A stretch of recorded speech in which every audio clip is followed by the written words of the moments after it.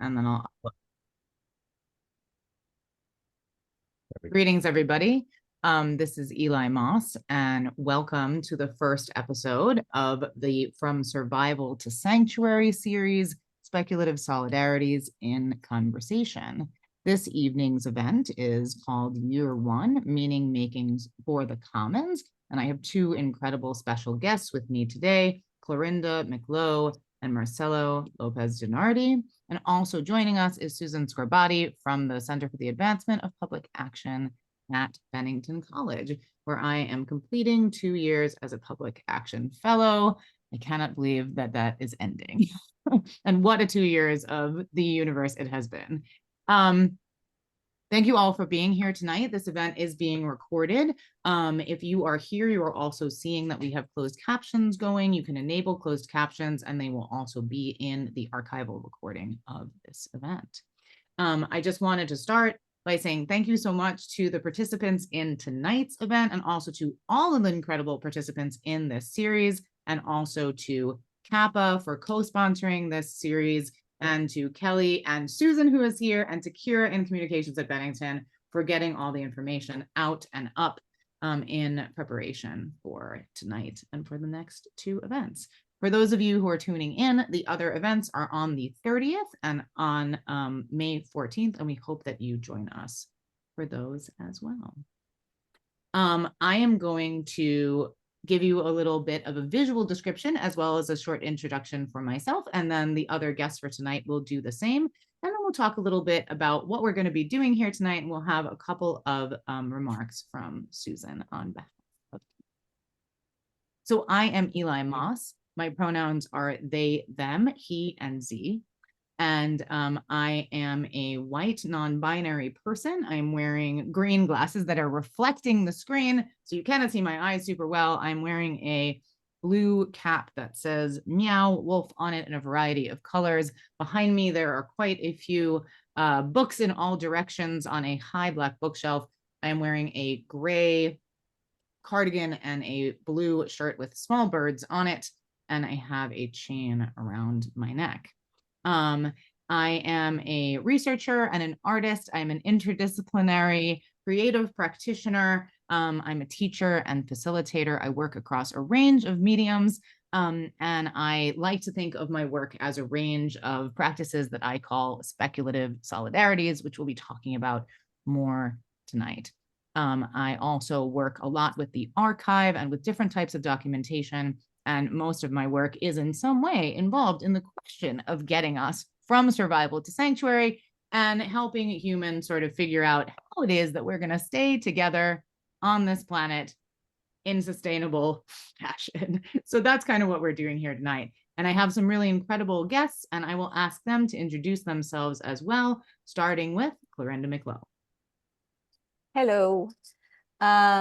I'm pink-skinned. I have gray-brown hair, short-ish, chin length-ish, in what I call my aging rock star cut. So kind of a mullet-ish. And I have green eyes. I'm wearing a short-sleeved shirt with a zigzag pattern of turquoise and brown. And behind me is my virtual background of blue water. And who am I? Yes. So I am also cross-sector, cross-disciplinary. A friend of mine once said I was greedy for disciplines, and that is so. I have training in biochemistry. I have training in dance. I've worked in all of those fields and others. I'm really interested in how systems operate and how to intervene in a variety of ways. And I do that through creating performance, creating installation, creating situations, and creating institutions. Fantastic. And we're going to have a little bit of a shift because we're not recording to YouTube and Zoom works slightly differently. I'm going to go ahead and pin myself and the other speakers. And so just give me a second to do that. Don't be alarmed. We're just recording in a slightly different way than we were before. And Marcelo, whenever you're ready, please give us a little visual description for yourself and tell us a little bit about yourself. Sure, thank you. So my name is Marcelo López Dinardi. I am a medium tall, palish person, short brown hair, with a spotty beard and clear round glasses. I have also brown eyes, so it's kind of brownish all around. And I'm wearing a white t-shirt in the room with a light gray background that has a white marker board and a rock Molotov on the corner on top of my head by an artist, and Puerto Rican artist who lives in Seattle. And I am trained in architecture proper, and I've been on the margins of architecture for a while, precisely because my interest is in connecting architecture to its network, to its materials, to its spatial political connotations. And most recently, I was in New York for a while, before that in Puerto Rico. I'm originally from Chile, and I am now in Texas, and recently work on a project precisely about the commons and thinking about architecture through that lens. That one right there. So hopefully I can share a few thoughts about that. Thank you so much. Fantastic. Thank you, everybody.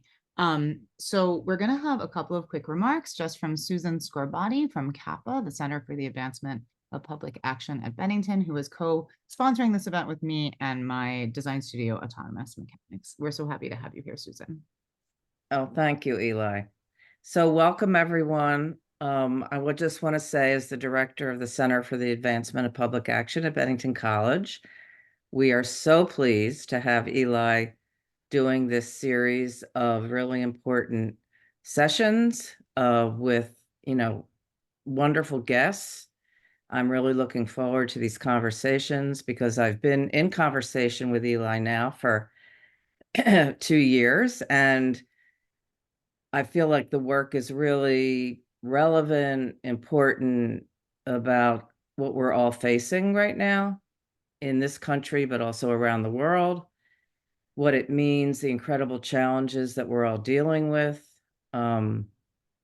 and how to figure out a way to build community and connection between all of us so that we can really change the world and build the communities that we want to live in.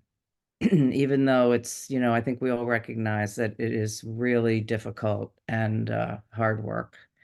So I just wanted to say, before I hand it back to Eli, a few things about the Center for the Advancement of Public Action. People might be interested. Oh, I want to say few things about myself first. Yes, thank you.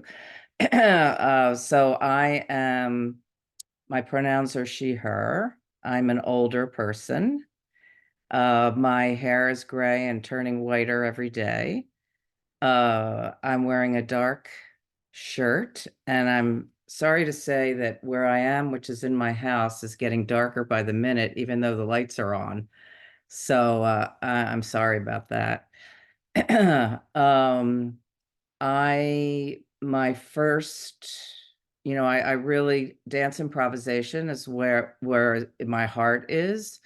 I say that I learned, I think, mostly everything that I know about life from improvisational practices. At a certain point, I got very connected to some scientists who helped me understand that all of nature is improvising and is self-organizing and creating, structures organically, the way our brain, creates consciousness. And so I got very interested in complexity. At the same time, I had helped to resolve a large conflict, and people introduced me to conflict resolution and the practices of mediation. So I got very involved in that for 20 years, and that led me into the position that I'm in now at the Center for the Advancement of Public Action. And just a few things for any of those people out who are attending, who are interested, please feel free to email me. I'm on the website at www.bennington.edu/Kappa. Our main areas are human rights and peace building. We're very committed to all kinds of peace building and conflict resolution and restorative justice practices, as well as human rights. And we focus on forced migration studies and projects, the environment, water, food insecurity, and energy, renewable energy. We're very involved with partners around the world. Art and public action. We're involved with creating 2 public art installations for 2 new U.S. embassies, one in Oslo, Norway, that's been completed, and now one for Chiang Mai, Thailand. Activating democracy. We're very, very, as we all are, concerned about what's going on in this country right now and around the world, and feel that there's no more important moment to be really examining what it means to live in a democratic society and how to make that happen so that the people themselves, have the power to be able to feel that they have agency to act. And then lastly, a new initiative called Building Regenerative and Resilient Communities. And this is directly related to what Elæ is, I think, looking at, talking about with a lot of the work that Elæ's doing right now. So with that, I think I'll turn it back to Elæ. Thank you. Thank you so much, Susan. And I will do you the honor of unpinning you so that you can rest. But we are happy to have you here. And I'm very glad that Susan introduced herself as well, because Susan's background, which is a theme that will come up tonight, is like the three of us, something where we found our way into and through a variety of practices in order to best do the work that we do in the world. And you'll often find, I think, through these conversations that for all these people, whether they're healers or faith leaders or architects or artists we're all in some ways asking the same questions and utilizing different tools to get us there and to get the public there. And so I'm glad that Susan talked a little bit about her background, and I saw me and Clarinda also saying yes, because we both have backgrounds in improvisation and also science to a certain extent. So those themes will come up again. So before we go much further, I want to just take a moment for us to pause and do a short land acknowledgement. The only one that I have not included in here, because I did not know it actually, is who the unceded land original peoples are where Marcelo is. So maybe you can add that, Marcelo, but I have it for the rest of us. So just a brief moment to give a land acknowledgement. This event is being hosted by me, Elæ Moss, and my design studio, Autonomous Mechanics, along with the Center for Public Action at Bennington College. Myself, our guest Clarinda Mac Low, and Autonomous Mechanics are based in Lenape-Hokig, the unceded land of the Munsee, Lenape, and Canarsie peoples. Kappa, the Center for the Advancement of Public Action, is located in what is now known as Southern Vermont, on the unceded land of the Abenaki and Mohegan peoples. We ask you to join us in acknowledging the Lenape, Abenaki, and Mohegan communities, their elders past and present, as well as future generations. We would also like to acknowledge the Texas A&M University original peoples, which are the Tonkawa, Tawakoni, Waco, Sana, Wichita, and Quahiquetan peoples.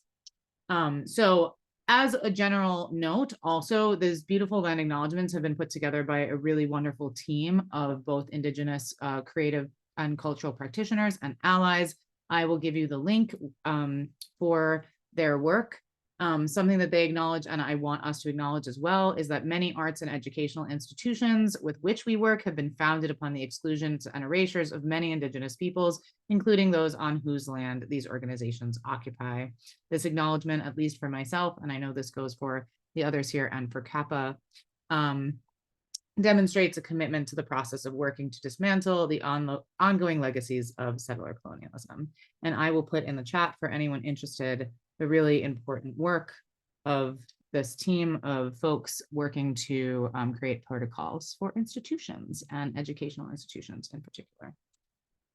All right, so before we really get into it, I want to sort of give a little introduction to two things. One is, what is this question of survival to sanctuary? What is this entire series about? And then what are the questions we're asking tonight?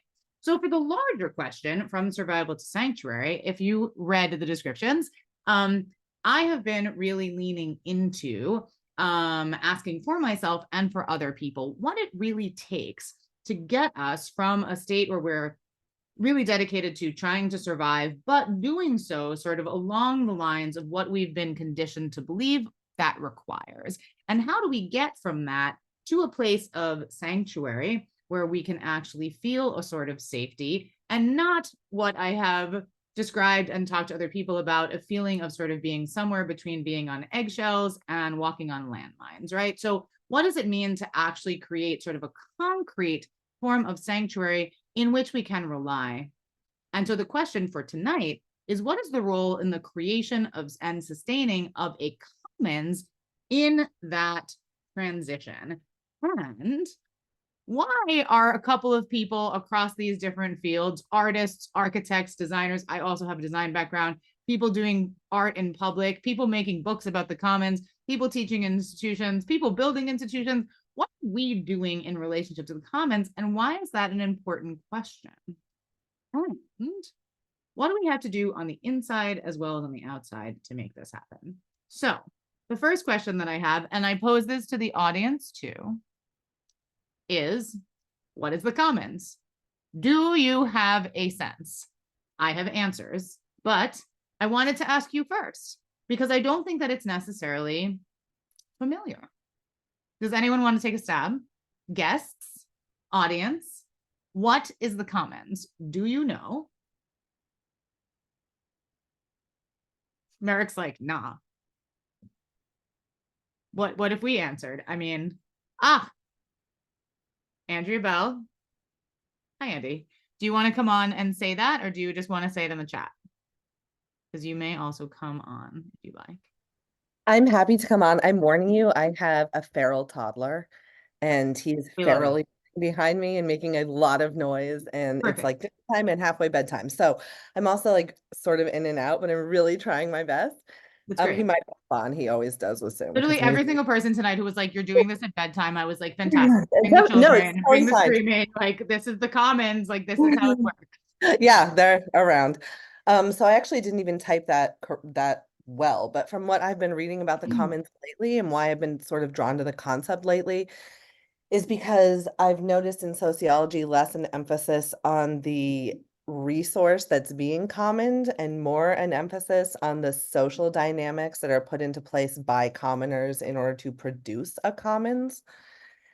And I think that's a really interesting model because it's a model that's less tied to the idea of using up or even being bound necessarily. And it's something that's a lot more flexible that can arise and then sort of like go back in as its need is met. So there's a horizontality about it in that way. I don't know. There's just some ideas. I love it. Thank you for coming on and giving your ideas. So I think that this is definitely going to be something that we lean into tonight, right? That idea of like, how do we think about the commons, not only as like a thing or a resource, but what is a commons as a paradigm, right? Like, because what does it mean to deal with the commons as yet another resource that we use, but in a capitalistic way, as opposed to like commonsing, verb, commons relations, and commons things being an entirely other paradigm that cannot be approached through capitalism. You cannot have a capitalist commons. You cannot be like, and now I shall go to the store, and then I will go to the laundromat, and then I will go to the commons and take what I need and go home. Like, that is not the commons. I have answered too much, but I was still asking questions. So anyone else want to jump in? Thank you, Andy. I will unpin you unless you want to stay on. Hello, feral toddler. We salute you. Yes. Anyone else want to check? Hi. Welcome. All right. Clarinda, Marcelo, comments?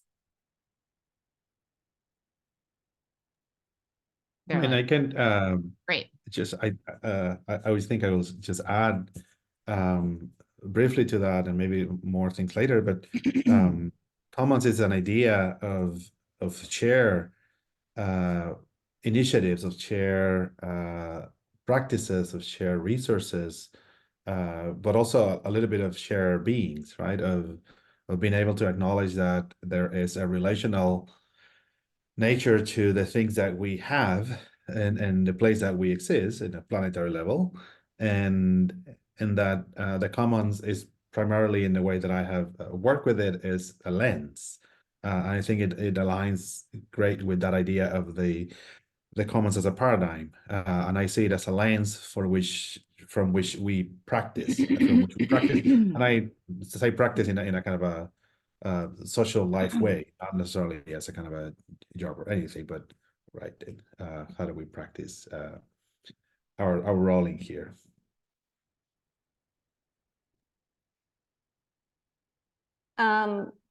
I think a lot about enclosure when I think about commons, because I think back to one of the origins in England, where the commons were commonly held land, and then the beginnings of some of our capitalist practices were a set of people who we call the aristocracy, taking that land and saying, oh, we can do this more efficiently.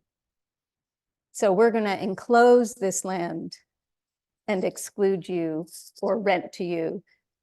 So this idea of somehow enclosing what was in the original kind of held and cared for in common.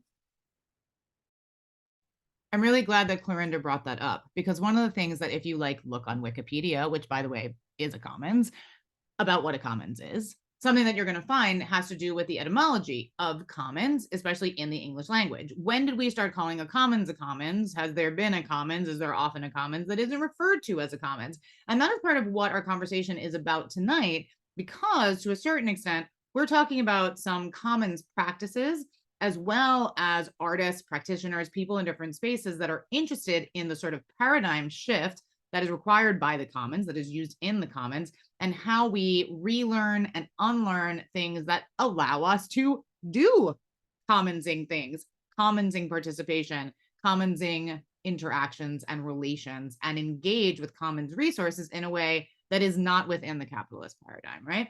So I'm putting another definition in the chat here.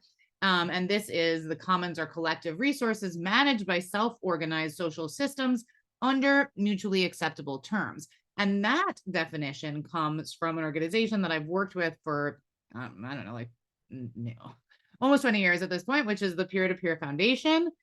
Peer-to-peer, that maybe is something that you're familiar with, or maybe not. It's also related to sort of open source interactions and protocols, which has been a lot of the basis of what I've brought in to my work in the arts, is sort of an understanding of what in other industries and other disciplines has kind of fallen under the umbrella of peer-to-peer work or open source work, right? So here is a definition from the Peer-to-Peer Foundation for y'all. And also you can all go deep diving. You're welcome in the Peer-to-Peer Foundation stuff, which there's so much great stuff there. Okay, so tonight's session is really on meaning making for the commons, in the commons, with the commons, and what does it have to do with our interdisciplinary practices and approaches, right? So this question, in a way, asks, in the larger from survival to sanctuary sort of framework, are humans ready to use, build, and operate within commons models? Do we already do it? Is it something that we think we actually can do? Are we doing some hybrid version of it? Who is, who isn't? What would and what do humans require? And what would sort of our capitalist or imperialism conditioning require to participate in the commons, to exist within and in relationship to this other paradigm? right? Rather than approaching it like a resource, as we maybe have been taught to do. And so the larger question, and the reason that we're kind of coming at it through our practices, is how artists and practitioners play a critical role in what I'm calling here meaning making, right? So the helping humans understand and become conversant in these different ways of being and different ways of making, right? So if you think about, and I like to say that artists, artists, singers, anyone making things, people making meaning, are participating in human technologies that don't necessarily need to be called by those names. Art isn't something made by artists. Art is something made by humans. We call them artists, but it's a thing that humans have done, right? These are human technologies, right? So how are we in our practices sort of helping people become more conversant in, ready for commons models? So those are those sort of like opening questions, and I'm going to sort of throw them out there to Marcelo and Clarinda, and then we'll talk a little bit about our individual practices so that you can sort of see some examples of how we're doing this in our own work. But before we get into sort of that nitty gritty of sort of our practices, I'll just kind of throw it out there to Clarinda and Marcelo to sort of dig into some of these sort of framing questions for this evening.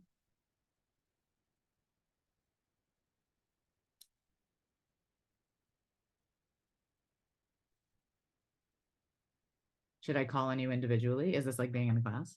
Yes. Okay. Clarinda. So when you were talking about creating commons, I started to think about how somatic and embodied practice has been a big part of how I think about bringing people into different states. So when I was making so-called dances, though I was always kind of more interested in the social situation that came from dances than creating a movement scape as such. But I started creating more participatory, and I guess now we would call them immersive environments, where I wanted people to have to make a choice about where they were going and what they were doing, and that make that choice together. So creating situations where you could make a choice about where you went in the space and how you participated and what you took on.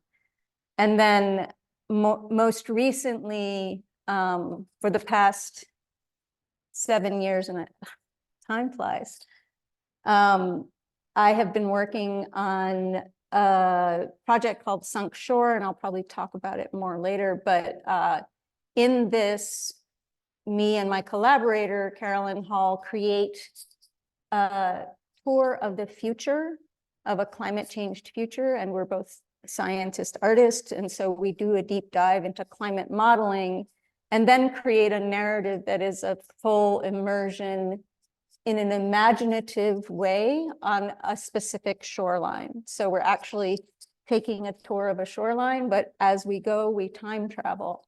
And the point of that is to kind of find a way to bring all the data that's out there into a physical, visceral reality and help people feel in the place beyond words what it means to be together in a future that is difficult to deal with.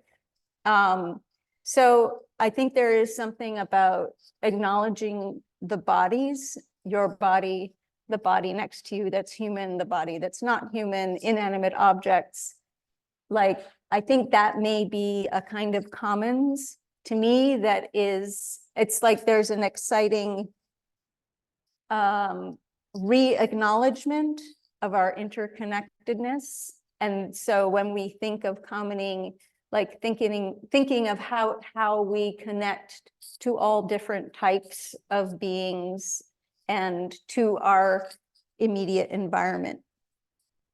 And I think that's probably one of the most, the tools that I consider most powerful.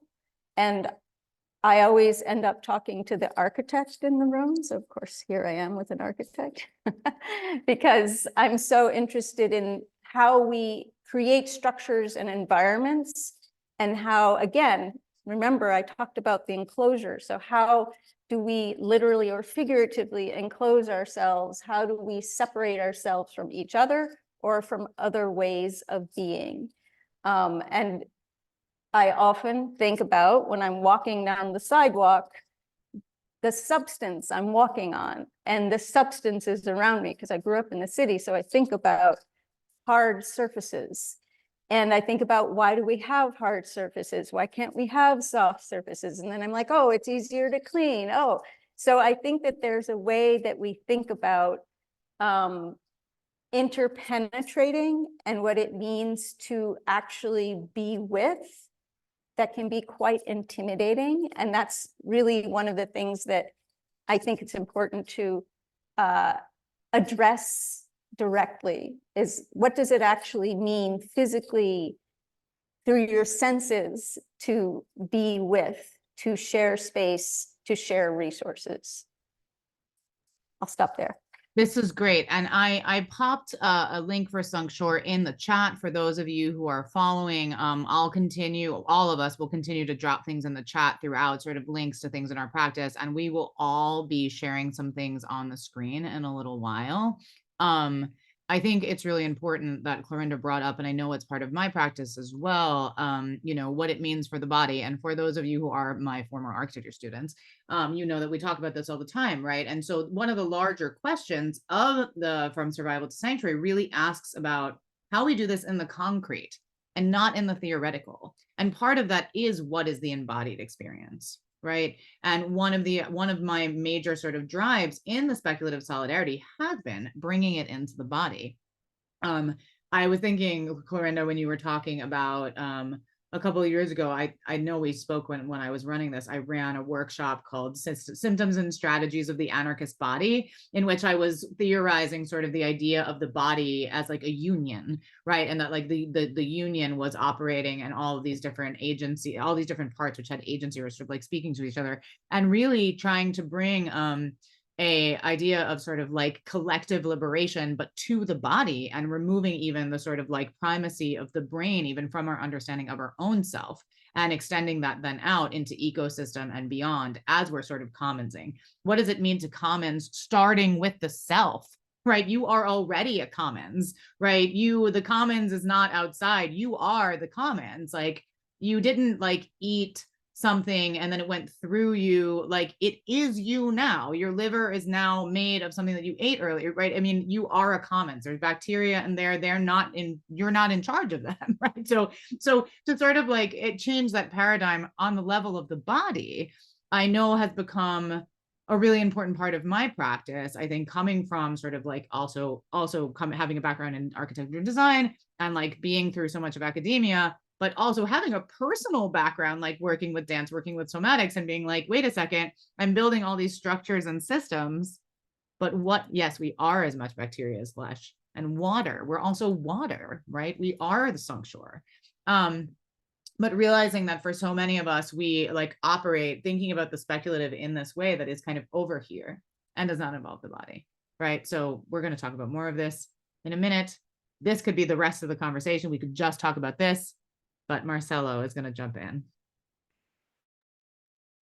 Yeah, I feel like I want to talk to about three things at the same time, but I do want to mention a project that is called Making the Public Commons. But this is in relation to the survival to sanctuary, from survival to sanctuary. That is the sort of larger title for this series, and it was it was for that project. It was really important at the moment, and I think that resonated a lot more now that you put it that way.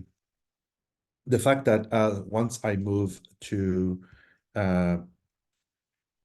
Texas and the pandemic hit, I had like that 2 level of isolation in here. I moved to Texas from New York City to a very sort of a college town size place.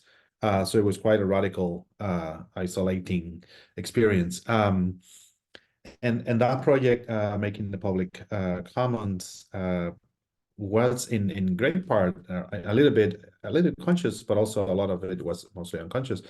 A survival mechanism to connect and to be in touch with people. And I wanted to start that because I think for when talking about the commons, the way that I began approaching the commons was precisely because of my search for commonalities without necessarily thinking about the word commons or the concept of the commons.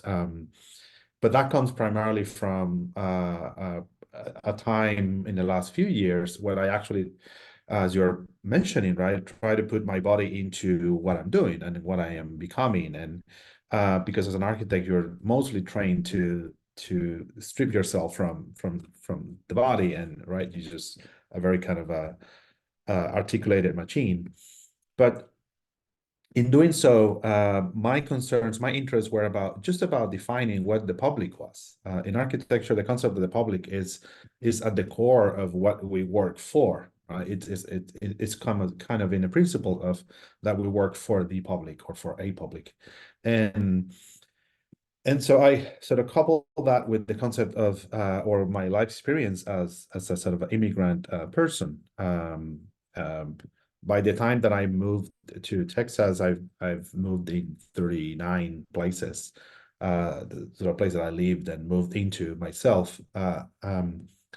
And I also began to, recognizing that it's not privileged, but also not necessarily in the most plastic conditions.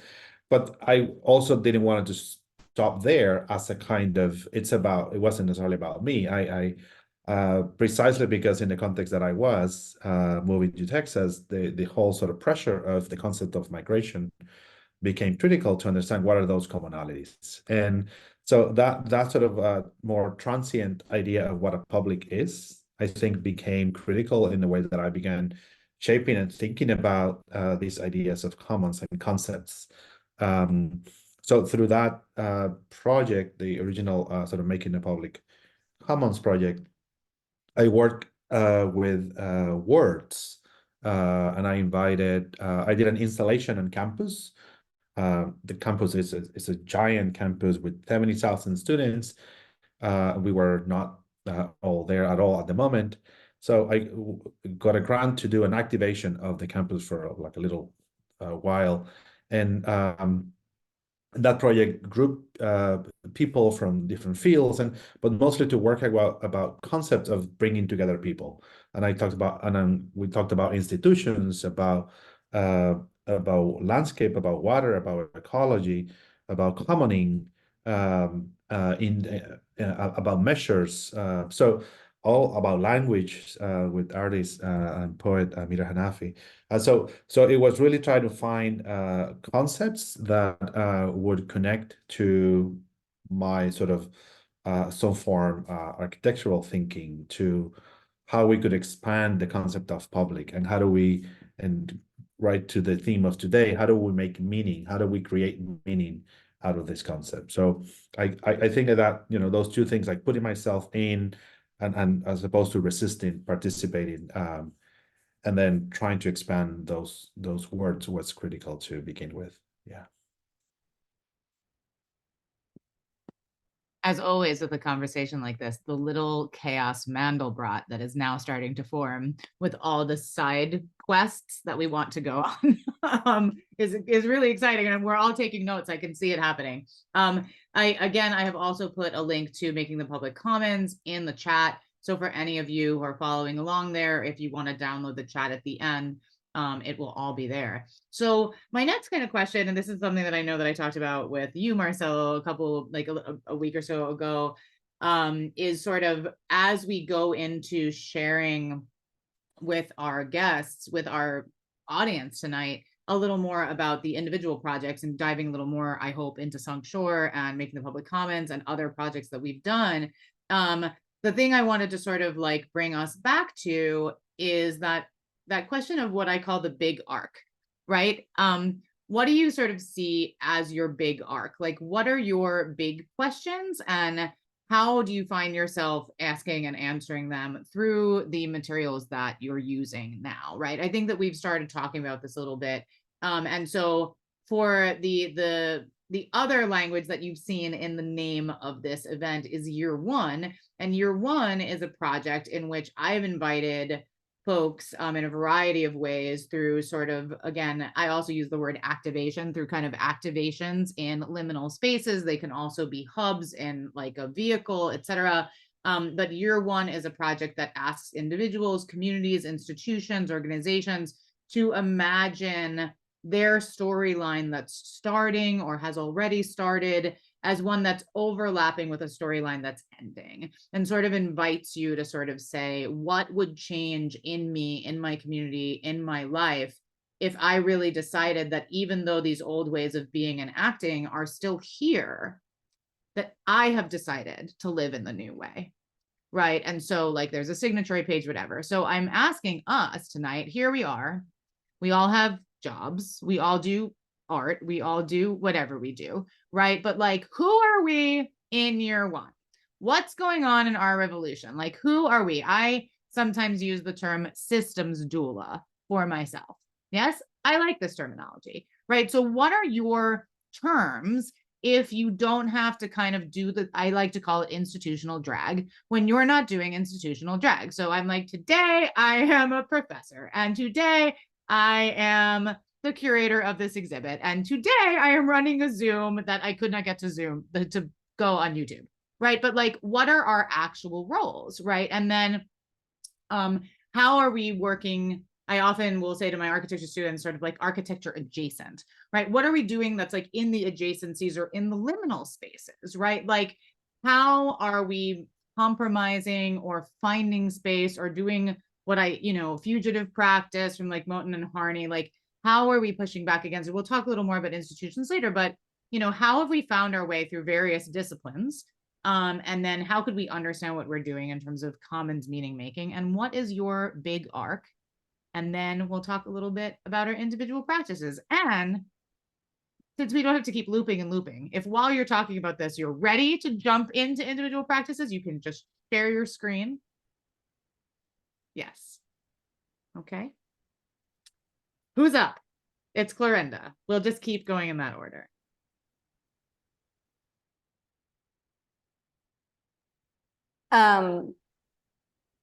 Yes, big arc.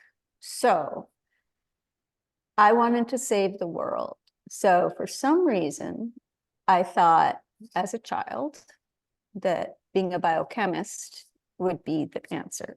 I was also trying to do a profession that you could make a living at, because I come from a family of artists and they could not make a living. So I realized that that probably wasn't going to be the answer. And then I kind of got hijacked by making dances and being an artist. So there is this arc where I kind of came off an original arc of going to graduate school and becoming a research scientist. And suddenly, instead, I became a dancer and choreographer coming back to New York City. And this was a shock, but I was like, I felt like I was driven by a wind behind me to do this. And then finally, at some point, I stopped and I said, wait, I need to know what I'm doing. And when it became clear I wasn't going to be a scientist, I was going to be an artist, what can art do? Because I want to save the world. So how do I do that with this thing that apparently I'm stuck doing? And so my answer to myself was that artists can shift consciousness. And that is actually essential. So this idea of like, okay, my next left turn is how do I use what I have to help shift consciousness? And that was what led me to kind of take the tools of dance and performance into other spaces. and into other forms. And probably the first biggest experiment that I did was in the mid-90s. I made a project in collaboration with kids from New York City public high schools and alternative programs called Who You See, Who I Be, where we created performances together about their lives and how they saw themselves being perceived. Because I was really curious at that time, there was a lot of demonization going on about my people, which are kids of color in New York City. And so I wanted to go to the source and see, like, what are you thinking? What are you feeling? And we used the same tools I had learned for making dances and for making theater, and then went into some Augusta Boal theater of the oppressed, but creating something together where they created it, they performed it, they owned it. And so that encouraged me to say, okay, these ways of being and doing can infiltrate into other places. And so, and because making dances is basically organizing people, I eventually came to the conclusion that maybe I should start with a bunch of other people, an institution for things that didn't fit in other institutions. So thinking of institution as art material, I'm certainly not the first, but that was my way of kind of saying, okay, there are these tools of relational being. How can I bring those into a new form? How can I use the form of, in this case, an arts institution to experiment with a different social organization? How can I push the form of the art institution, use what I can, and throw away the rest? And so I made an organization called Culture Push, and that has now been around for 15 years. And it's interesting. So you're talking about, like, what do I refuse and what do we push back? And part of what I feel like I should just share my screen while I'm doing this, actually. Sorry. And part of what I seem to refuse is payment. So there is something about precarity, which I think is weirdly useful and powerful. Being willing to, in some way, be precarious and continue refusing to fit in enough to actually make a living. And this just happens to be on my mind, but I think that there is something valuable about being willing to risk fitting in financially. And I think this is something that is terribly frightening, but this is part of what enables this organization to exist, is that I donate my time. A lot of us donate our time. We all get paid a little bit, but not enough to live on. And yet, together as a collective group, we have created a place where people can come to work on projects that bring together artistic practice, civic engagement, and social justice. And that's this triangle I make. And go through a process. People who may not have access to resources, people who may have access to resources, but are making a left turn that is not supported by those resources. And this is the Fellowship for Utopian Practice. And this is like trying to bring together people from all over New York City to communicate with each other, to communicate with their communities. And that can be a community of identity, a community of neighborhood. There are many ways to make community. So that is kind of part of the arc. And I find that making institutions is a very interesting way to understand how we can be together. And it's not easy. And there's lots of very difficult relations that will happen.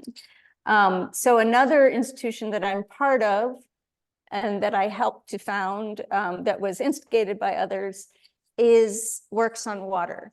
So this is an organization that is trying to think about how we relate to waterways and how artists relate to waterways directly. So artists who use waterways as a site and material. So this is trying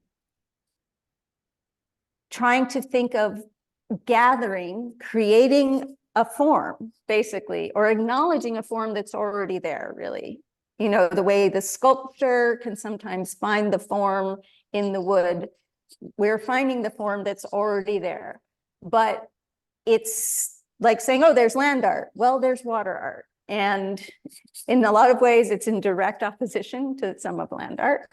And then I think that, so I keep doing this, so it must be something I like. But more recently, I helped create an artist in residence at GenSpace, which is a community biology laboratory.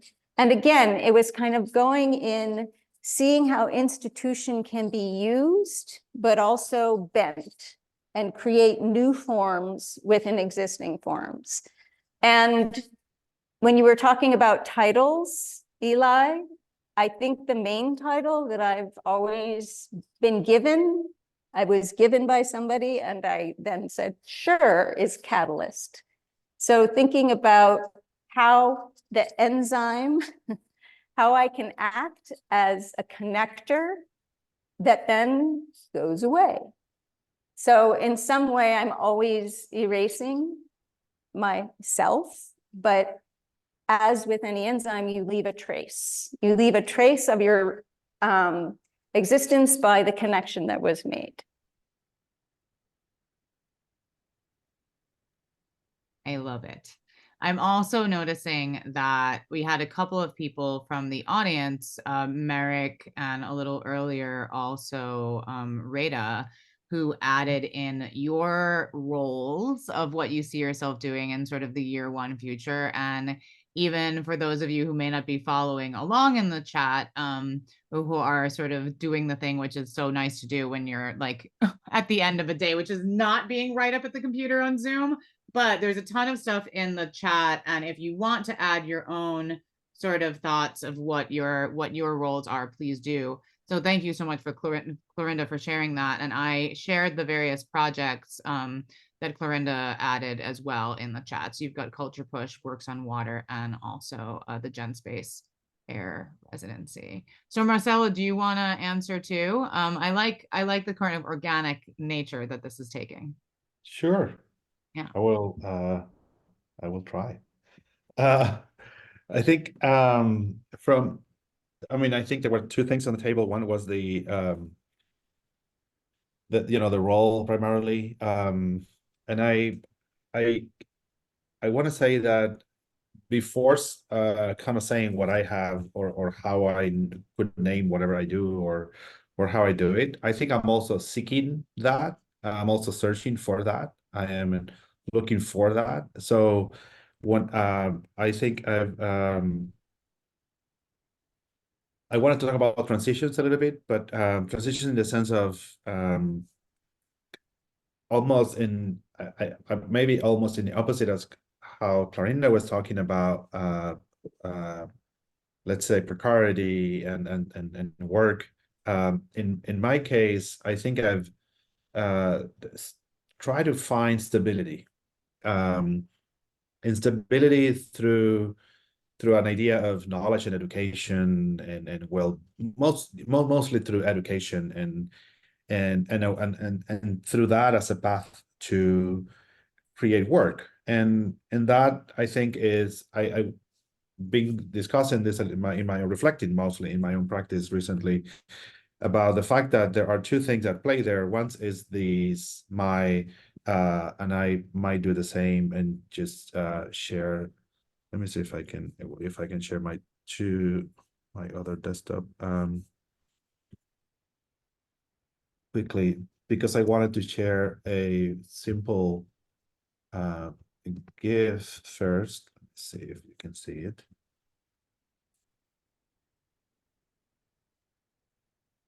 Are you seeing as small GIF? Yes. Okay. So that is a kind of a project, non-project. These are the things that I do myself.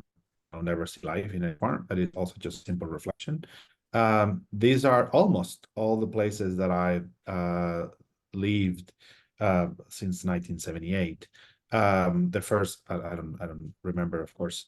And I started to just look at this at some point and seeing and trying to, I guess, find find myself, but also trying to understand, right? This is all a process after I arrived here in Texas. And in that process, I also begin to realize that what I'm also looking for is reflecting on architecture idea of stability. Architecture is in principle that that element that creates stability, but in principle, but at the same time, I was really not liking that kind of stability. So my work for the past, let's say 10, 15 years have been informed greatly by ideas of unlearning and unbuilding and so on. And those sort of thinking, I think, has to do with my interest, and this is maybe the more definition is it's mostly as a kind of a I like to use the word educator, which is a simple word, but also a gatherer and connector. And I think that's what happened when I go to a place, we connect, and I also love to just to highlight others' work. And so when I was mentioning transition earlier, right? So that's what I also did a little bit of amplifier. I love that. And I did some curatorial studies thinking about that, but very, very, very unaware of what really curatorial work was or having any experience in the art world. I come from a higher education family. So my idea of transition is it comes to my world now, and this is also reflected in the title of the book, that Architecture from Public to Commons. So that's the kind of very, very much a dry version of this, I will say. But in real life, that I think translates to the transition to allowing myself not to do work that is about living, not about making a living. So which is something that in this stage of moving and has always been much more about sustaining, right? And about being able to pay rent. And so I'm just there in that process of allowing myself to develop my most sort of individual, I want to use the word individual in quotes, ideas of thinking, but also I'm not at all interested in any kind of egotistical practice of myself. So I think the amplifier and the connection and the gather are very much useful to that. And if that whatever I was doing, and I will share a little bit just of this of a few images of just the intro of this. Let's see.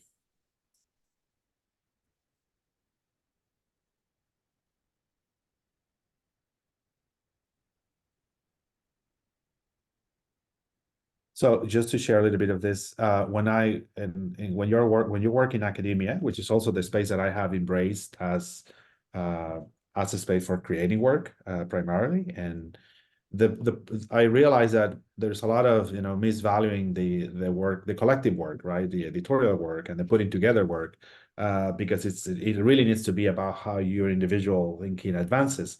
So I'm still juggling with that, but the main purpose for this was precisely to collect these very kind of diverse voices into a scenario of architecture that is not necessarily familiar or interested in doing something like this.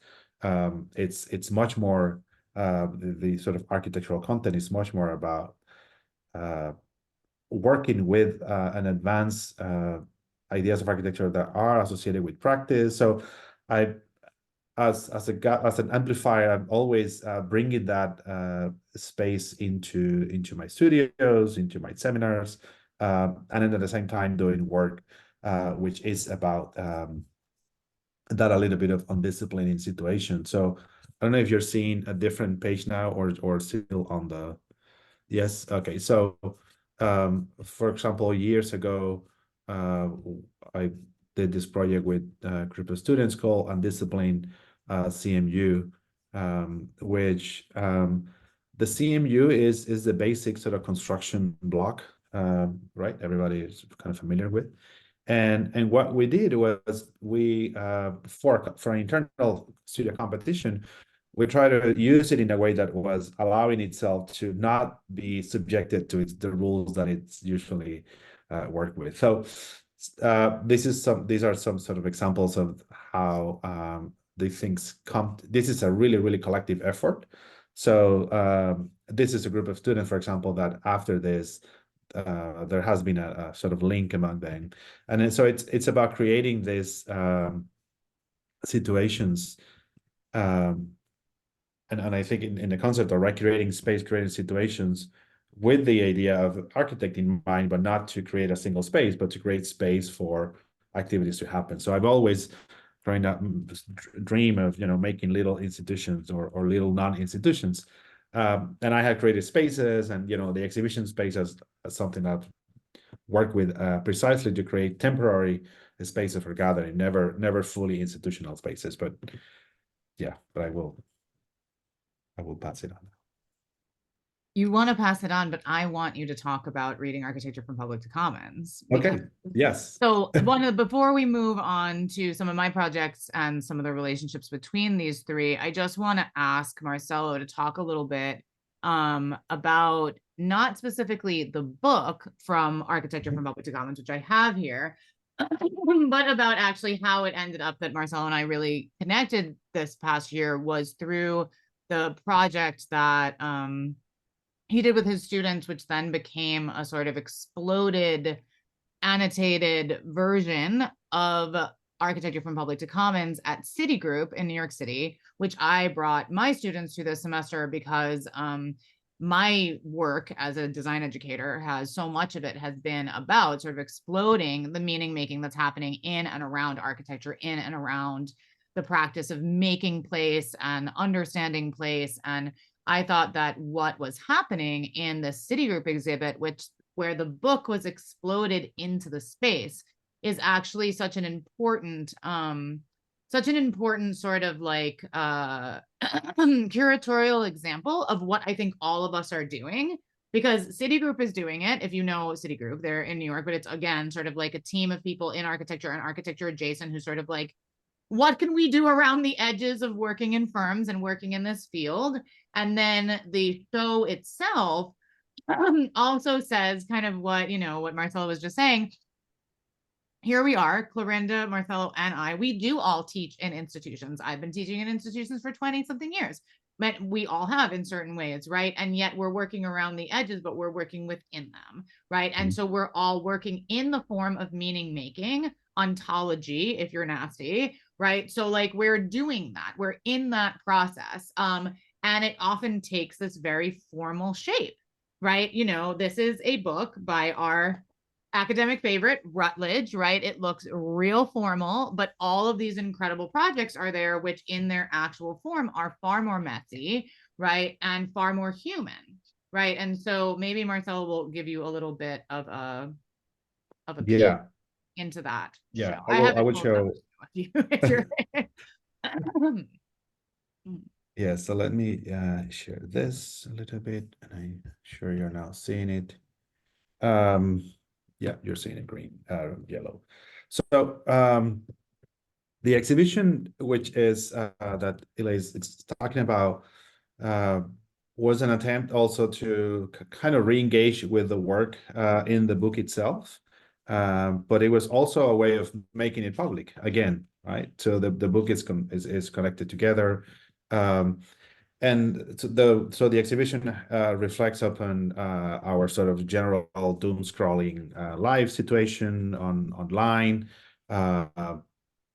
about how we can continue to expand on the contents of a book and the knowledge and the reflections that are on them. So I basically created this continuous scroll with each chapter, but I also added a series of annotations and highlights to the book. So I have sort of just 2 pieces on the whole book. So this is all the contributors' work. And so in a way, I was also trying to maybe even, again, going back to the concept of making things visible, my reading of the book, the questions I come up with, and so each chapter have its own scroll, and we'll see a moment how kind of a little bit how they move.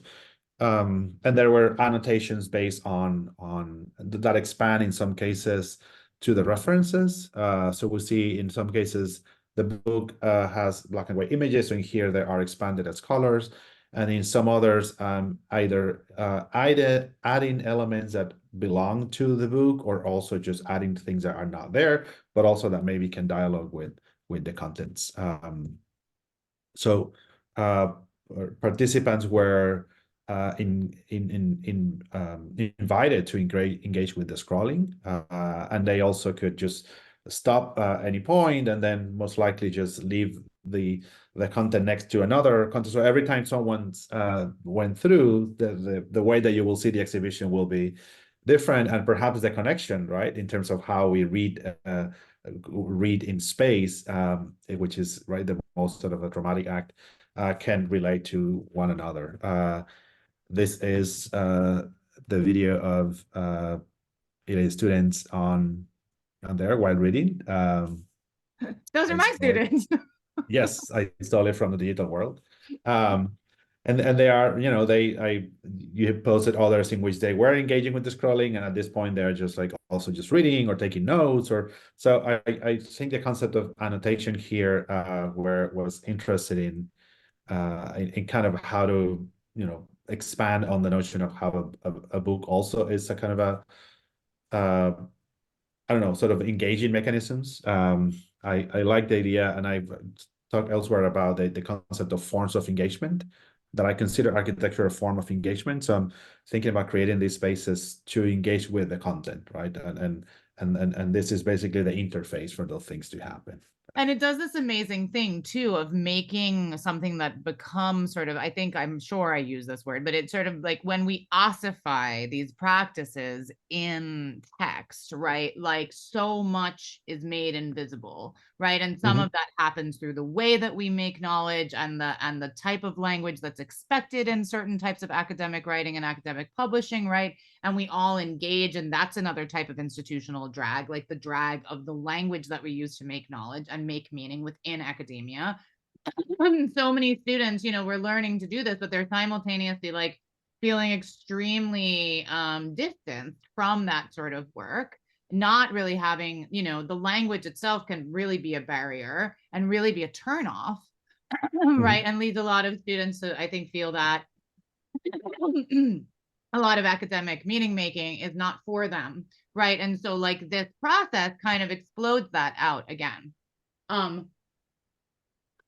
right, was there anything else you wanted to share, Marcelo? And then I see we're already almost at 9. See, I knew, I was like, this is not gonna be a problem getting us to 9 and then like cutting us off literally. But I'm going to talk a little bit, of course, right now while I'm having a reaction. Marcelo, did you have anything else that you wanted to share before? No, you can go ahead. I'll choose something else if there's more time later. But... Okay. All right. So I wanted to sort of like walk us through a little bit, just for those who are maybe not as familiar, through like some of what, I'm sorry.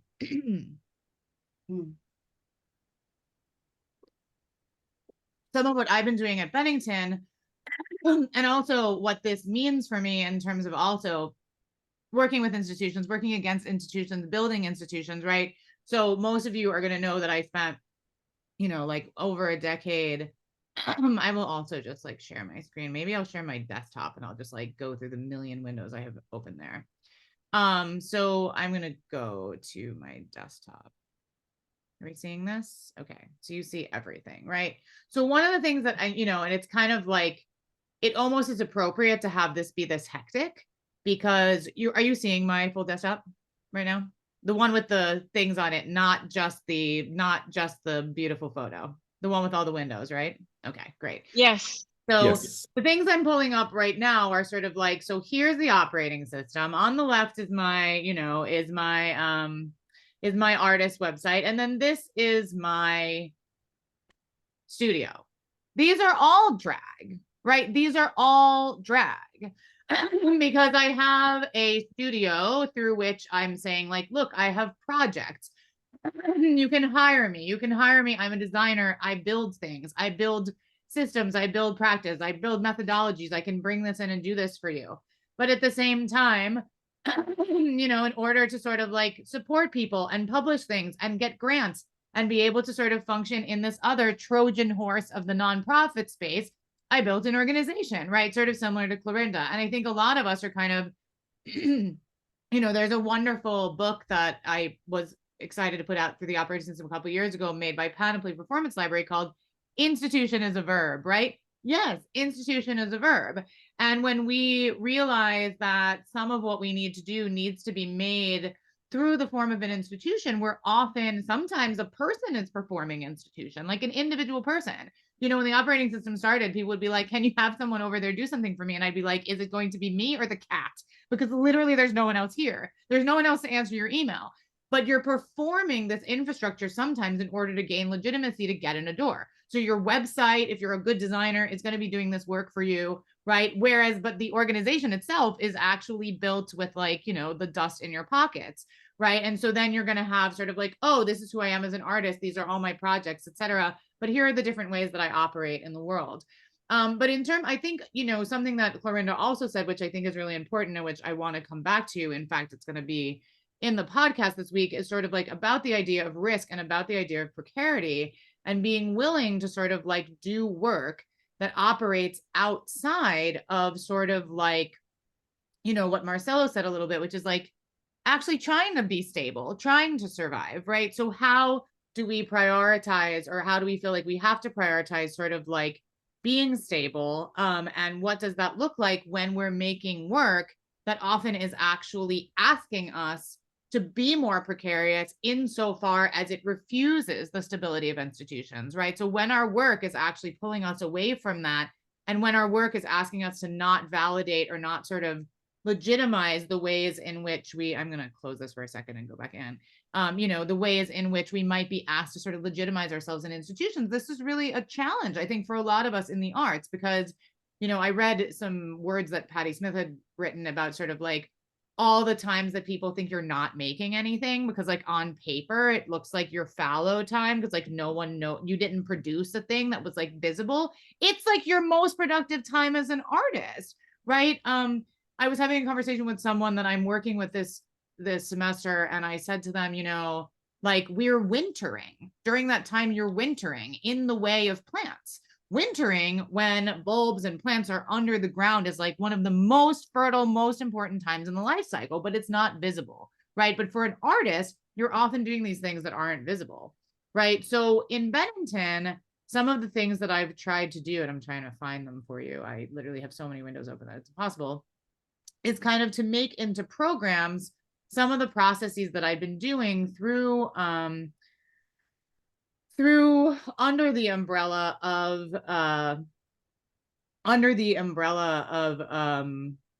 Speculative Solidarities for a couple of years, right? And the Speculative Solidarities umbrella had taken the form of me really saying, okay, so I theoretically understood to a certain extent like questions that people were asking, questions that I was asking, and yet I realize now that a lot of folks are not ready to sort of like take on those systems because our bodies aren't ready, right? And so I started like building in these practices that I called Speculative Solidarities, and making videos that were like training and creating something called, the disruptor mechanism protocol, and like doing these protocols and doing one-act plays that sort of like invited people in to do that, right? So some of the stuff that I ended up doing at Bennington that's related to this, which I just wanted to share to give a little framework for like where we are. Here. I just want this screen. Okay. So under sort of speculative solidarities at Bennington, I had like 3 main areas. The Seed Lab, Archive and Access, which is sort of about like publication and public action, and then also sort of a sound project that has to do with like storytelling in physical environments.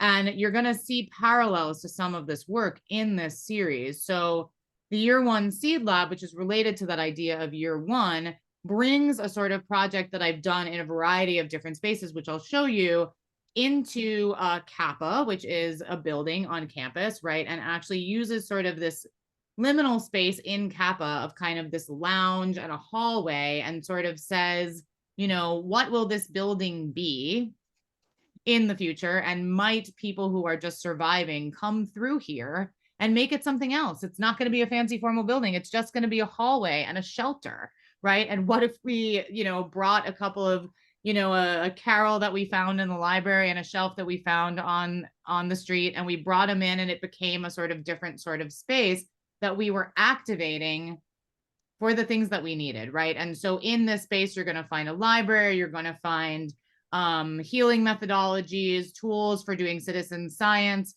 different kinds of, you know, of tools for sort of like growing and working with the land, right? And so the Year 1 projects ask people to imagine what their particular community and their particular site is going to need, right? And so other things that were happening at Bennington are sort of in the library, asking folks to think about what it means to do publication as a sort of public action. And we'll talk more about that in the next thing. But how my work often takes space is often sort of like, again, as Marcelo is doing as well, working in curatorial spaces and also working as a performer and also as an artist, and building sort of these interventions or disruptions. And some of those take the form of labs, as that Seed Lab did. So I'll show you another one of these. So this is a project that I did with a team that I was on in Stadtwerkstatt, which is in Linz in Austria. It was part of Ars Electronica Festival in 2019. And so we were thinking specifically about the relationships between plants, humans, and machines, sort of in a variety of different ecofutures. And so this lab sort of gave spaces for the audience as well as for us to sort of perform ways that we imagined this happening. And so, you know, we were creating sort of interfaces, and one of my individual projects that then, 2 of my individual projects that then have carried through other, to the Seed Lab and to other ways that I keep engaging this work, is sort of the creation of sort of forms. And again, you'll see this is similar to the playing with institutions, right? So this is like the creation of like public fieldwork protocols for a variety of futures, like, and how you would create sort of documentation that could be public. This is like open source, but not digital, but it could also be digital. Like, how would we do field work? How would we save and share? Again, this is print publication, archiving and accessing this material. How do we do this as a public, not as specialists? And then my other big project for that was the sort of idea of like a speculative seed lab, where we thought about what it meant in different futures to save seeds in a variety of ways, and then imagining that in those different futures that machines and plants, or machines and animals, or machines and humans, or plants and animals, but maybe only 2 of those would need to sort of like use, read, and reproduce like information from seeds if things needed to be rebuilt. And so how we would put information, store information that was digital, that allowed, you know, speakers of different languages, speakers, you know, folks who did not have the capacity to read, how would you actually create not only a seed library that had seeds, but also the information that you would need in these different futures, right? And so the last thing I'll show you is just another library, and this library has existed in a variety of spaces But in this particular case, it's here as part of the Move Semantics exhibit, which uses a kind of iconography system that I also use in year one that kind of becomes a flagging system for these future folks who are going to be walking around being like, what is at this hub? What can I find? Right. So you're going to see that iconography happening again in my work. But like here is a radical practice resilience library that I've put in a variety of spaces. It's existed at Bennington. It existed at EFA. It's existed at the Anarchist Book Fair, at Book Brooklyn, at Bushwick Arts Festival, and a variety of other places. But as you can see here, we're understanding again what it means to think about the active library. You'll see the recurrence of these kind of these scientific elements. The seeds are there as well. And for this particular exhibit, I also was able to use the incredible specimen collection from the New York Mycological Society and sort of what it means to make libraries. Are mushrooms also an appropriate thing to have in a library? Absolutely, please. Right. So what does it mean to create materiality? What does it mean to make a show and have that show be about process, about public asking, right? About laboratory as opposed to performance. And we're doing this tonight as well, right? So, oh, did I share my screen? Oh, yes, I did. Okay. No? I'm like looking through it myself. I'm like, that's cool. No. Here, look, mushrooms. Yes. All right.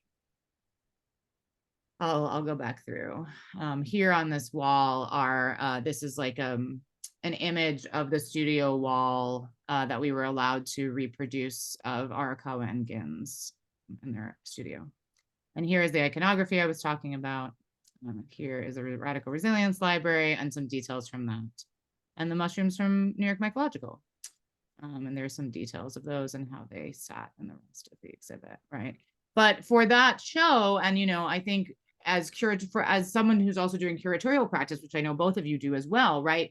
They're all just different questions. So for curatorial practice, you're sort of like, okay, or for doing an installation, you're like, I'm going to create something in a public space that someone is now going to interface with, right? Where do we create meaning that publics, to go back to Marcelo's question, are interfacing with and becoming catalyzed to different ways of being, to different ways of thinking, right?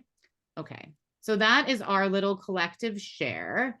And I'm gonna note that it's like 9:07. So certainly we are open. I love it's giving anti-doom scroll. Merrick, that's hilarious. We're definitely going to open for questions from the audience. My sort of last notes, which I think we've already gotten into, my last questions for everybody were around sort of how we interface with and build and refuse and trouble institutions, which we've all sort of talked about a little bit. But I think a question, and this is something I can invite the audience into as well, has to do with next steps and what we see as being urgent. Something I've been thinking about a lot recently has to do with urgency and the urgency for the collective, for people, for liberation, for ecological change, for systems of sustainability, as opposed to the speed at which institutions work, which is not urgency, right? So these are my kind of last questions. Surely, audience, we would invite whatever you would want to maybe say about those things. And yeah, we're going to kind of go into the next part of the conversation. Sure, Marcelo. Can I quickly share just two things, just to mention them briefly with an image? Yeah. Precisely about this question about working, dealing, navigating institutions from within, from outside, and all those sort of. I'm going to share two things. One that I already mentioned, but this one is it's an artwork called Subject that I did for an exhibition to happen at the university galleries here at Texas A&M. It's a banner that hangs and says Subject. I hope you're seeing it right there. But it's basically, this is right next to, so the gallery is within a building, and the hallway that takes you to, and then I think there might be two people from A&M here laughing, to the hallway that takes you into this room have the university so-called core values in these giant banners as well, right?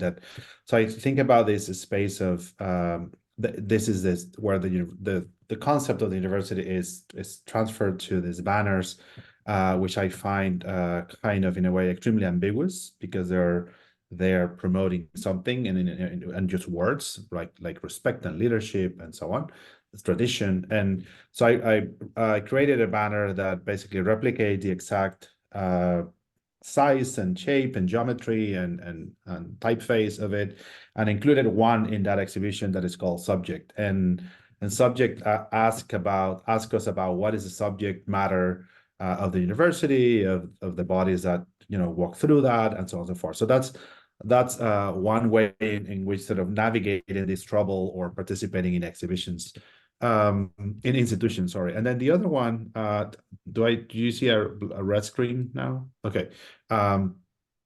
Between this again, personal and collective tension of participating in a place, and going back to the notion of just creating space, the installation for making a public commons basically brings the Rio Grande into the university, precisely because there was a vacuum of discussion of what was going on in the border in early 21 in my university. So I basically, what I did was ask a student who is from the El Paso Ciudad Juárez border, take photographs across that then were made a sort of these are the installation, but basically were transferred into panels that replicated the width of the river in the campus. So here we see a little bit of the zoom in of those, where we can see the actual center of the Rio Grande. So in a way, it's like I'm just creating space within the institution and in multiple ways. So this is the setting of when the project happened. So there was basically it's a performance basically, because the event was a 10 nonstop hour conversation marathon. So I sat down there at 9 a.m. and didn't stop for real until 7:34 p.m. Talking with all of these people online, and it was an absolutely joyful event. So the creation of space was really carving a space within an institution, and so I just wanted to share that as a kind of and sometimes it's not possible to. These are the images of the two sides of the border into the inside the building. This is the architecture building, so I also moved them there. But it's all really about creating that space within the institution. This also double as a little bit, I said this is a little protest, and this is like a barricade that I put in front of the administration building, but that's my subjective self about thinking about a little bit more active forms of work. But yeah, I think something that I would bring up in terms of what Marcelo just showed, and those are amazing projects, right? It's sort of like, as we work within and against institutions and sort of resist them from inside sometimes, right? I think similar to the conversation that's happening in the museums in New York right now, it's sort of like, when we do that within the institution and the institution pays for it and puts a bow on it and calls it its own, like, is it denatured? Is it defanged? Right? Like, to what extent is the institution benefiting from us doing it inside the institution? Like, where does when does the balance tip and it become, oh, I'm doing this here and it's actually undoing some of what I'm doing? Or is the fact that we're doing it within the institution enough, right? And I'm certainly asking that question right now. I mean, as the nature and landscape of institutions in the United States, like, is at such a pitch, right, in terms of like what's happening on campuses in terms of freedom of speech and resistance and so forth. Like, I think this is such an interesting moment in museums as well, in all cultural producing institutions. So I love seeing that subject piece, and also that last piece, and it being at the border is also so powerful as well. I see some faces online in the audience. Maybe audience people, you want to say something. We would love that. Rita, do you have a comment or a thought? Yeah, I was just thinking about your question about urgency, and where I see the most urgency for me is really that feels like the last territory, which is the territory of the mind, because ultimately I think the institutions have also captured the mind and constructs the way we should be thinking, and has taken away a lot of the power of how we could perceive the world and react to the world. So I've been really exploring how we could empower ourselves through ancient kind of technologies, the Vedic studies, the Buddhist studies, and even plant medicine, and how creating what I mentioned, these God forms or deities through our own imagination to strengthen our ability to react to the world and re-perceive it in the way that empowers community and ourselves and families and so on. That's where I see quite a, because it's ultimately ours and we have a lot of agency there if we understood first what's being taken away from us by these capitalistic institutions from our minds, and then how we could gain those back and then construct the world around us. Hmm. So interesting. I'm really excited to learn more about Rita's work. I'm just finding out about it, so this is exciting. Thank you for your notes. Anyone You're welcome. else from the audience have a question or a comment? I'm gonna unpin you, Rita. Merrick, thoughts?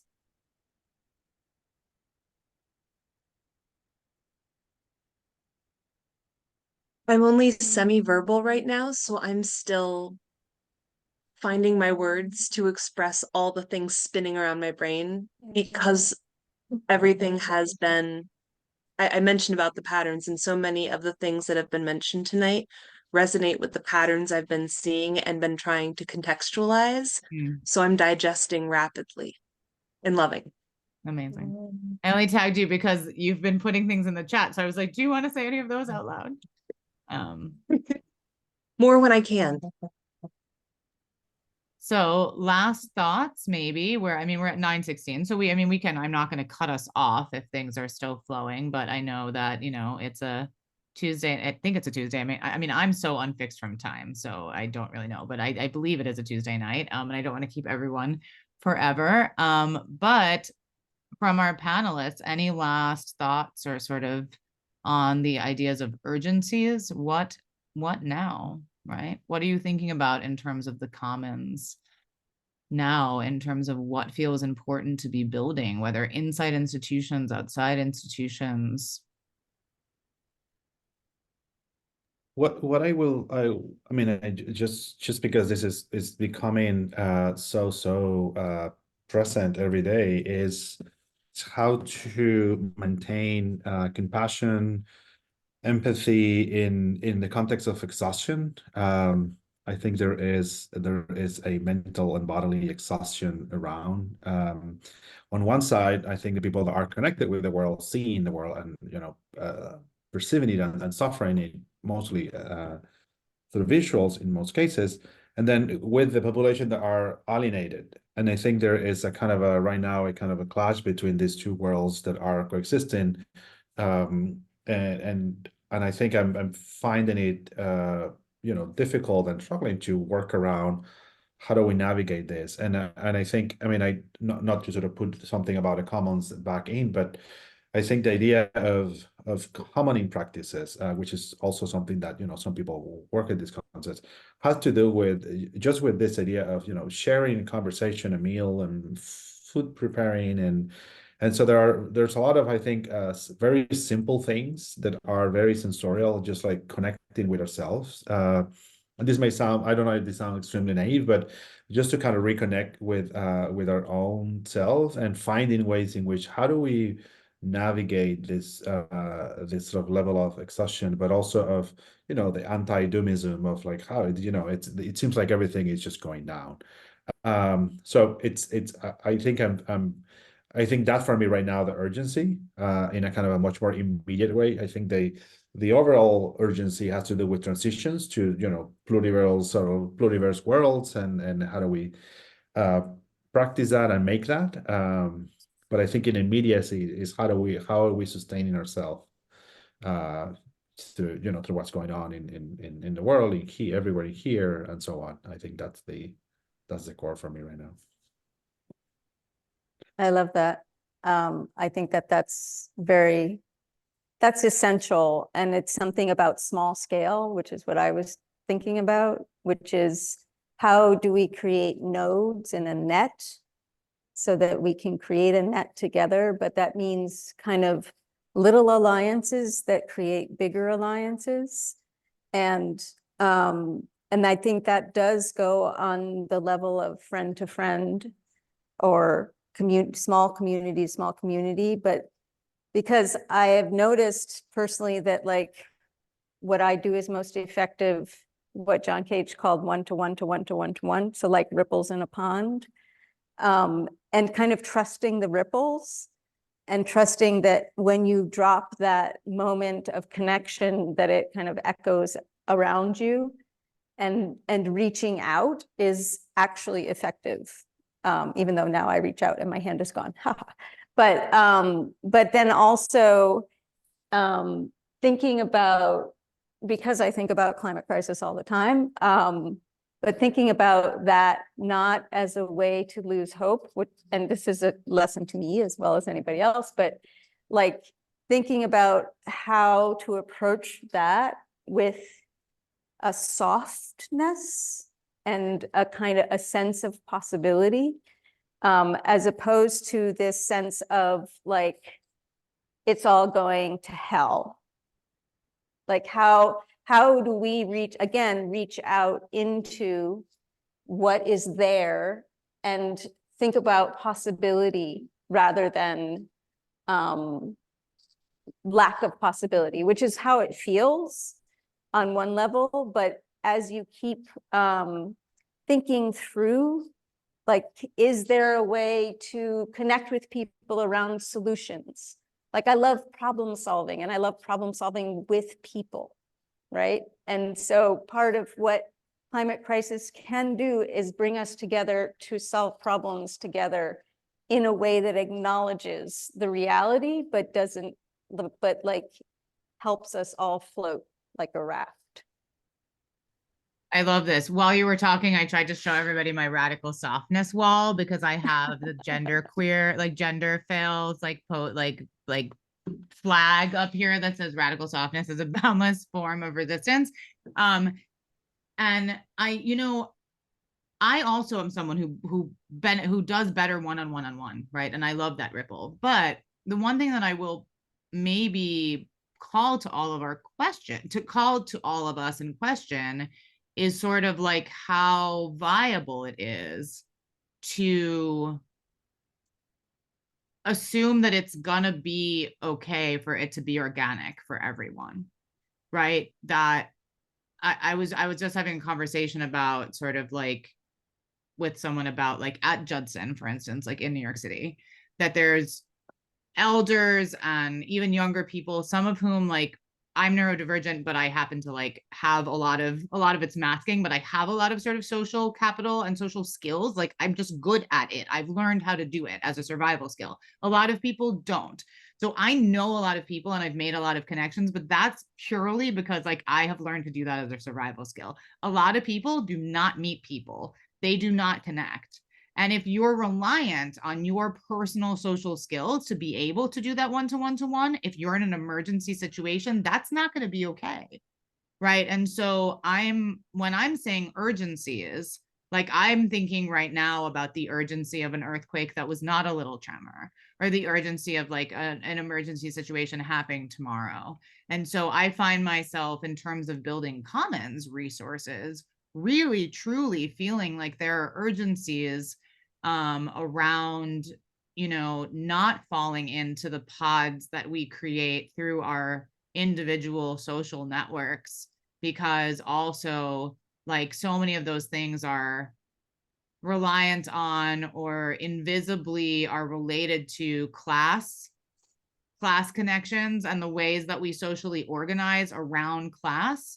And a lot of people fall through the cracks if we have it happen naturally, right? So I find myself really being like, we all have to participate in the building of these commons structures to make sure that tomorrow or Friday or Saturday that when, and I'm not saying if, I'm saying when the next major emergency strikes, that people who do not have the personal infrastructures, the interpersonal connections, and the resources to actually survive are not left behind. And that feels immediate and urgent and real, and not like something that will happen organically. So that's where I'm at right now with the commons right now. And it also doesn't feel like something we can wait for institutions to be ready to do, because they're not going to. They cannot move at that speed. Yeah, a lot of things coming through in the chat. I think Andrea left, but yeah, be soft with me. Yes. Irene, I saw you come on visual for a second there. Did you have something to say? Did you want to add? No, not really. I'm just Okay. listening. Okay. I'm not. I was like, right now. you're gonna say something about activism. I'm ready. Come on. I'm pooped from a day of activism. I'm sure we all, right? They don't want to. It's true. It's true. So yeah, and that's the from survival to sanctuary thing, right? Too. It's sort of like, as we're all surviving, and as we all sort of have been told, I think so many of us, and I'm making grandiose statements, and I'm including a lot of people in this, but I feel like in largely most of us growing up in sort of like Western capitalist societies, or societies that have been influenced by global geocapitalism, right, and its imperialist clause, to get into a place where we're sort of saying, okay, to build sanctuary for all of us, to build these commons practices, how do I have to make myself precarious in the way that Clarinda was talking about, right? Will there be a moment where more of us have to feel like we're making ourselves precarious so that more of us can actually rely on interdependent structures? Like, is that necessary? How many more people have to take something that feels like a risk? Is that a question to leave us with? I don't know. Last minutes from the panel, and then I'm gonna say I'm just gonna say 2 words about the events that are coming up. This is our final few minutes. Last thoughts from Clarinda or Marcelo, something that you want to leave us with? No, I just want to say with your last comments, also, who can make it? Because I think there are, right, when discussing about who can, how are these things happen, is who can make it and who can take a little bit more responsibility for others, and how do we carry others, and how others take more and less, and I think that's part of the everyday positive struggle, I would say, of many, right, in terms of am I carrying too much, or and I'm learning about that just now, so thinking about how to participate and help, and not also be overwhelmed by things. So yeah, the who is doing it is also important. For so much. Clarinda? I'm tired. Yeah. Same So thing. much in my head now. I know. And now we're going to find out like how giant this file is, because it is not on YouTube, and it is actually on my computer, and it's like 2 hours of video, which literally no internet connection I have ever been on will let me upload 2 hours of video. Certainly not the Pratt one, as anyone from Pratt can tell you, since I'm like tethered to my phone to teach class. All right. Well, I will tell us that the next 2 events are coming up. The next is on the 30th of April, and that is a special second edition of From Survival to Sanctuary, Archive and Access, Moving and Being Moved, which is about specifically documentation as a radical practice, but about sort of like who tells the story, who keeps the story, who makes the archive, and how that is in a way a commons practice, though commons isn't in that title. And the amazing guests for that are Luciana Achugar, Chloe Bass, and Arian Wilkerson. Amazing folks. And then our final episode of From Survival to Sanctuary, for now, though I imagine the series may well continue, is going to be Queering Third Spaces for the Common Good, Blueprinting Futures of Care. And that is going to feature Ira Rain, who is here tonight, Dina Janis, who also is here tonight, and Reverend Micah Busey from Judson Memorial Church in New York City. where some of us will be tomorrow at Bread and Puppet. If you're in New York, come on out to Bread and Puppet's new show. There will also be free vegan soup, as we always do on Wednesdays. Thank you so much to everyone who was here tonight. Thank you to my amazing guests. Thank you to Susan Scorbati and Kappa. It was so nice to have you all here. It has been an absolute pleasure. I do hope that this recording worked even in Mercury Gatorade. And I will also invite you, if you are present and you want this, you should be able to download the chat. I will download the chat. So if you want that, I can always send it to you. And we hope that you join us at future events. Thank you so much for being here. I will Thank stop the you. recording now. Thank you so much. Thank Bye. you. Bye bye. Bye. Thanks, Eli. Thanks, everyone.